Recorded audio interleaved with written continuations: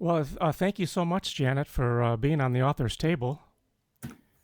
I'm happy to be here. Well, thank you. So let's get started. Now, Janet, you started writing when you were a little girl. So, what was your motivation or your inspiration to start writing? Well, I don't think I had much Oh, expectation when I was writing as a child. It was just something fun to do. I sure. don't think I ever thought it would ever go anyplace at all. Did you ever keep your writing or your at that time any of your thoughts or when you were little? Did you keep any of that? No, I didn't. And I think at this point I'm glad I didn't. Oh, I'm sure it was very disjointed writing of a oh. 10-year-old. Well, actually, I still have some of mine when I was little, when I was, because I would write poetry, and I still kept it. And when I published my poem book, I actually put some of those in it. Oh, It's that's just a little fun, yeah, Just yeah. now, before your first novel, do you think your academic writing sparked writing your future books? That's kind of a hard question to answer. I writing the first novel was um, something I did with my husband based on an experience we had. Mm-hmm. I don't think I had any idea that how much I would enjoy writing until we really got into that one, and then we just found it was a really we just enjoyed both of us just really enjoyed it. It was a fun thing to do together. Sure. When we got done with that one, then we realized that we liked writing things based on our own experiences. And so we started looking around, well, what else have we done that might make a good novel? And we had been sailors for some 40 years at that point. And Right. so we decided certainly we could set one based on sailing in the Bahamas. Absolutely. Now, now you and your husband co-authored a novel called The Long Road to Paris. Now, with that book, you also found out how difficult marketing and self-publishing can be. Yes, yes. And we were determined that if we wrote another book, we would not do the self publishing route. Yeah. I know lots of people do, and there have been people very successful, but the truth of it was what I also discovered was I didn't like marketing. I like writing. And Hmm. I think this is true of many authors. We enjoy writing, but we're not salespeople. Right. And so that when we realized how difficult that was, we realized we wanted a publisher behind us that could help support the efforts of marketing. It's a big difference, even like writing or being graphic designer. It's a totally different mindset. Absolutely, absolutely. And I really think many writers start out as we did, and that is you don't think about the marketing part of it. Hmm. I think I belong to quite a few writing groups now, and I'm aware that people are becoming more conscious that if they write, they're going to have to market. I don't care whether you do self-publishing or go with a publishing house. A lot of it still falls on the author. Oh, absolutely. You're right though that it's a wholly different ball game because you can write all the books you want, but if you don't get it marketed, well, it doesn't do anything. That's right. I mean, Yeah, if your goal, and not all writers write to market their books. A lot of people, I think, write enjoying uh, it. because they feel they have a story they want to get down. But Hmm. if your goal is to get it out to the public so other people can share in your story, then yes, you have to be conscious of what it takes to market. That's I correct. think I've become a lot smarter in that. I still don't really like it. Yeah, yeah. I know it is a totally different ball game, but it is something to consider, especially if you want Yes, your book out there. yes, Yeah. absolutely. Now, your newest novel is called Uncharted.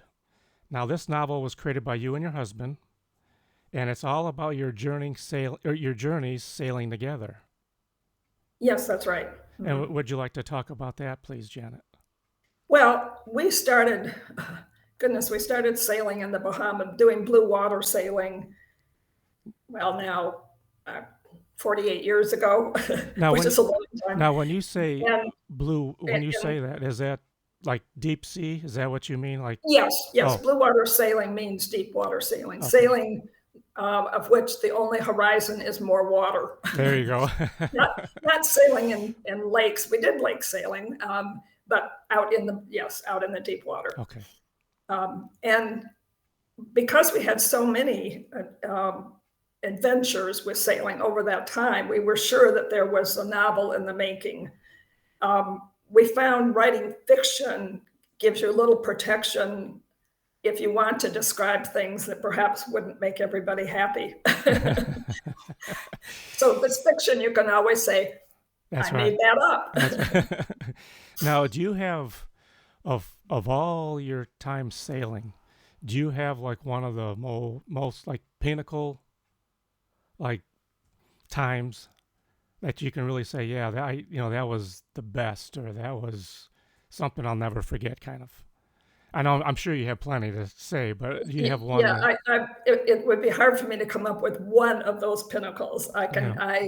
There is one that was the worst moment of Oh. sailing that I will never forget. Oh boy. And actually, we did create a section in this novel that is based on that. It was a storm that we got into.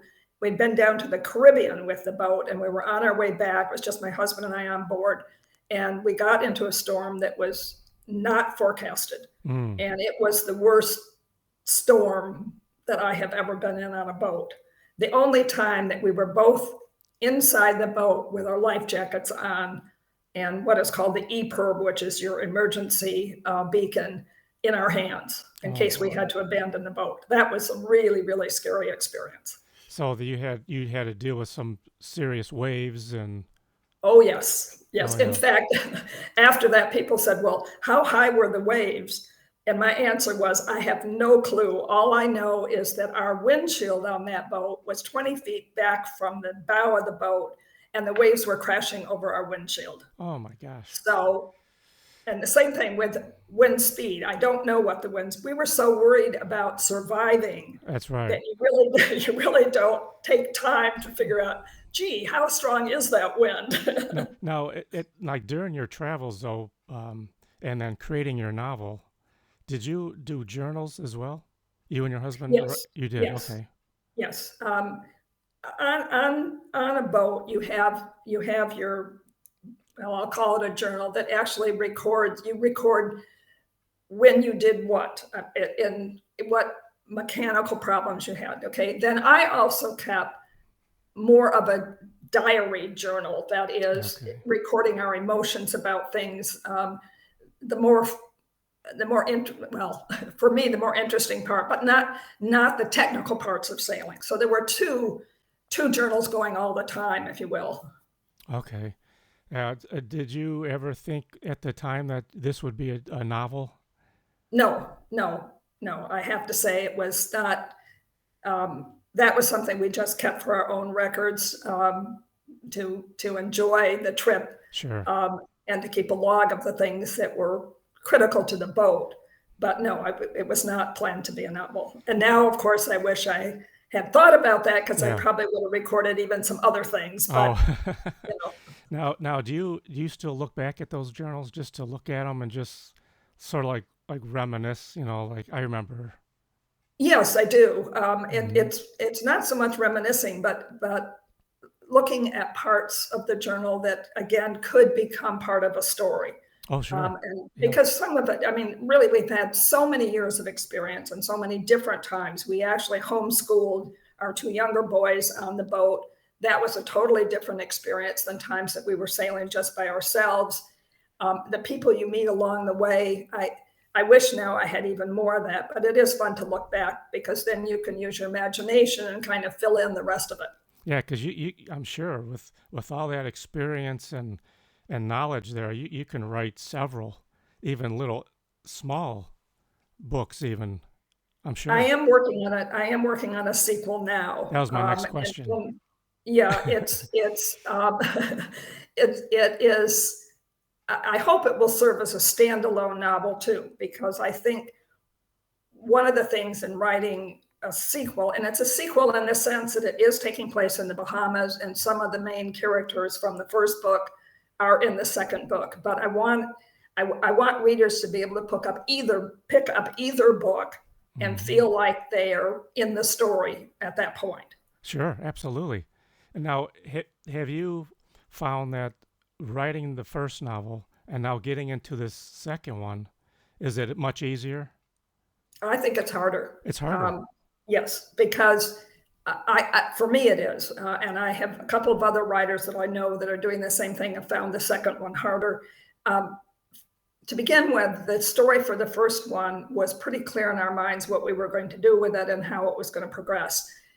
Picking up those same characters for a second book means that you've got to stay in that character's head and Hmm. yet put them in an entirely different situation because you want the content, the plot to be all new. And I find that sometimes I have to sit back and say, is this really how that character would respond in this situation? Or so I find it actually more difficult. Now, do you feel it's going to be as I don't want to say as big as the first one, but as long as the first one? Or I think it will be. Yeah, okay, I'm probably about 2/3 of the way through it, and I think it's going to be about the same length as the first one. Um, the plot is, yes, it is set in the Bahamas, but the plot is entirely different. Although it also include suspense as the first one did. okay. Now, do you find that as exciting? You know, writing that thrill or that suspense in your novel. Do you find that as a punch? You know, a good Yes, yes. yeah. The um, Yeah, and trying to figure out how to present suspense in a way that brings your reader along and yet is done so that they can't figure it out too soon. I mean, I'm sure Yes, some readers who read suspense in their own heads are going to figure out, I bet this happens or that happens. But you want to always have some twist in there so that they go, I thought that was going to happen, but right. it didn't. That's right. And plus, too, you want to keep the reader, engaged the whole time, and Yes, you don't want to lose them. right, So, right. so I'm Yeah. sure So that's got to be hard too. right. So figuring out how far into the story Yes, before you start revealing things, not to tease the reader, but to really make them be surprised when a twist comes up. absolutely. Yes. Now, from an author's point of view, and from your first novel to the current one, uh, now, now, what were your biggest challenges? You think? Uh, Well, we'll leave marketing out of yeah, yeah. it. We'll leave marketing out. Yes. um, okay, from the first one, the first novel, I think the challenge in that was, and when we signed on, when I have to divert just a minute, when we Mm-hmm. signed on this publisher, they actually asked for a 2-book contract. Mm, We didn't even have a second book in mind, not even the vaguest outline. So I said no, because I didn't want the pressure of writing a second book when I had no right. idea what it would be. Um, so the first book, I think one of the challenges was because that had been sort of put in the back of our heads, like, yes, there could be a second book, was how much to reveal about the characters, the setting, um, the Bahamas themselves, and not just have it all in one book, but that you have some things still in the back of your mind that you didn't do or didn't describe so that when you describe it in the second book, it's still new for the reader. Right, right, absolutely. Yeah, that's because that you're right though, because you have to go back to the first one and remember all the things you need to bring to the second one, to have that bridge, so Yes. so they're not two separate books. So I found what I did because I don't tend to read books with sequels. I mean, I don't know, it's just not something I do. I did go back and read some authors who I really admire to see how they set up sequels. Like, how much do you reveal that was in the first book that would, so that the reader who has read the first book and say, I remember such and such, but not make the reader who is new to your book right, be lost because they don't know what you're talking about. That's And correct. I, that Yes, was that was a real challenge for the second book. that makes a lot of sense. Now having a publisher, what do you think some of the pros and cons are of having a publisher? Well, there were several pros for us. One is when it got to the point that we needed beta readers, Okay. and that the publisher handled all of that. And I was glad for that because I didn't want, none of these beta readers knew me at all. And I wanted people to read it without not wanting Yes. to hurt my feelings Right. or whatever. So that was very helpful. The second thing is I did get help in marketing. Um, she arranged for it to be put on Amazon, Barnes and Noble, sold through Ingram's. I mean, I didn't have to handle any of that. Now, as far as still promotion, yes, she does a certain amount of promotion, but I still have to do my own promotion. Sure.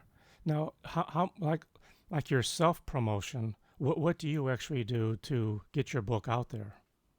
Well, I guess I've done probably almost anything that authors have done. I have done some speaking in bookstores, author signings at various places. Mm-hmm. Um, I have done talk shows. Oh, I've done radio interviews. Um, you pretty much have I've, to I've, do. I've done it through social media, through Mm-hmm. Facebook, through Instagram, various things like that. I try anytime something is said about the book or somebody writes a particularly good review, I always get it out on my social media pages. So I've tried everything, and Yes. people say, "Well, what do you think works best?" My answer is, I have no clue. I don't know. You're pretty much. I think you're on target though, because you almost have to do everything you can just to get it out there. Yes, And regardless if it's a success or not, but at least you're putting your feelers out there and you're hitting all the different markets. And I think that's really, there's no guarantee on any of that. And I think no, it's no. it's it's really to just, and you're doing a great job with marketing. I mean, that's really what it is, you Well, know. thank you. And that's the hard part for me because that's not part of my background. It's Yeah. not part of my education or anything to do the marketing. But you think as just being out there talking to people, and I think that's we do it without even knowing it, you know. Yes, yes. I will say there's one other thing that I think is important in terms of marketing a book, and that is your cover.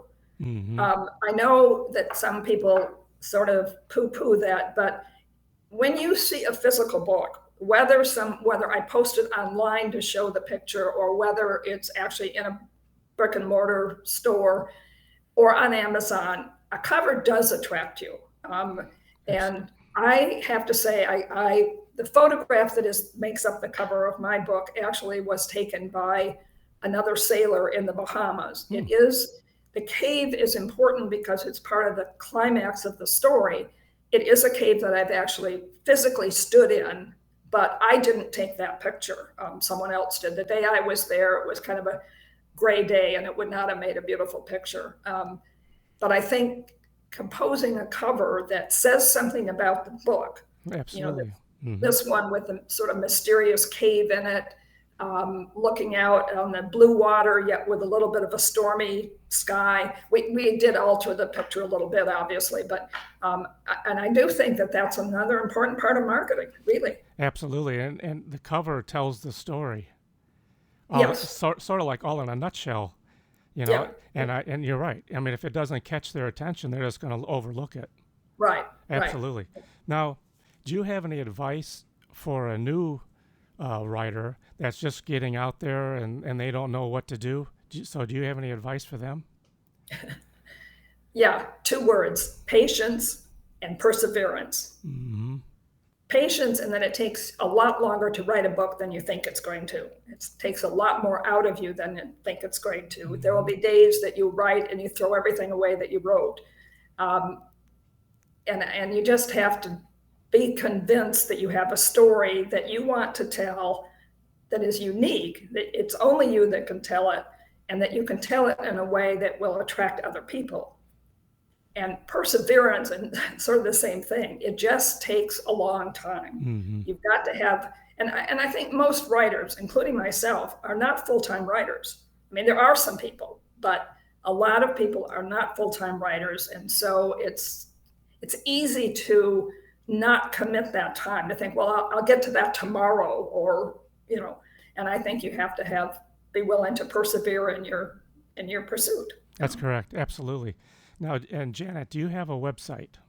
Yes, I do. Mm-hmm. Yes. And what is your website, please? It is janethowleauthor.com. www, obviously. Yes. I don't even think anybody says that. So Now, Janet, do you have a next event coming up? I'm sorry, say that again. Do you have an event coming up, like a book signing event or speaking event? I don't right now, because there's some personal things going on in my life I have to take care of, but I will do that again.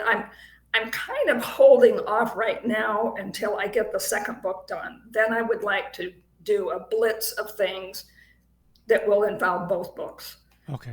Yeah. So hopefully, Yeah. I'd like to say hopefully that book will be out in a few months, but yeah, honestly, I'm not sure. Just like you said, though, patience, right? Yep, that's it.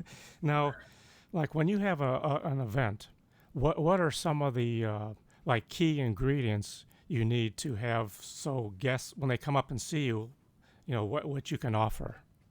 Well, one of the things people like to sort of have a take home something or other, and I think creating your own bookmarks, so which would have on it your website, the picture of the cover of your book, maybe even a few words, just sort of a subtitle, if you will, to remind people of the book, so that you can pass that out to them. People like to have things. That's right. Obviously, you have to be willing to sign books. And one of the things I have found, because it's often hard when someone gives you a name they want it signed to, that you don't get it or the spelling will be different, that if beforehand you have them on a little piece of paper, then hand it to you and say, this is who I want it dedicated to, and I find that's a helpful thing to do. Obviously, you want to have books with you that they can buy. Generally, I have found that bookstores will buy enough copies of your book that they can, sell them there at the event. That's correct. Well, Janet, I thank you so much for taking the time this morning, and I really appreciate it, and it was very informative. And I wish you and your husband the very best in your travels, and I hope to hear about your new novel soon. Well, I hope so. Yes, I'm working on it. Yeah, that's right. But please keep me in the loop. I will.